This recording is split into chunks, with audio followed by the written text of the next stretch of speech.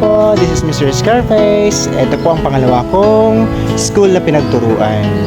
Nakakamiss din. Dito ako natuto kung paano tumanim ng kamote at kumain ng kamote at saka magluto. Tara, pasapin natin ang Mayon Elementary School.